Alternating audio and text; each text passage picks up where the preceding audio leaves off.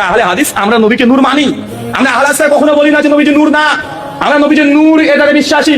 সূরা মাইদার 15 নম্বর আয়াত, কদ জাআকুম মিনাল্লাহি নূর ওয়া কিতাবুল মুবিন, যে তোমাদের কাছে একটা কিতাব এসেছে আল কোরআন এবং একটা নূর এসেছে। নূর ইমাম ইবনে কাসির তাফসীর ইবনে কাসির উঠে দেখেন, এই নূর বলতে নবী মুহাম্মদ সাল্লাল্লাহু আলাইহি সাল্লামকে আল্লাহ বুঝিয়েছেন। তো নবীকে নূর আমরা মানি কি মানি না?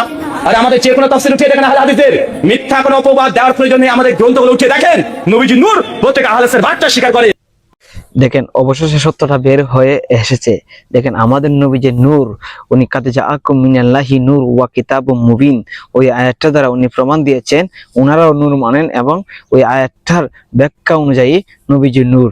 অবশেষে ওনারা স্বীকার করেছেন। মাশাআল্লাহ, মারহাবা। আল্লাহ পাক রব্বুল আলামিন যেন বাংলাদেশের প্রত্যেকটা আলেমকে আহলে সুন্নাত ওয়াল জামাতের সামিয়ানার তলে প্ল্যাটফর্মে আসার তৌফিক দান করে। আমরা সকলেই বলি আমিন।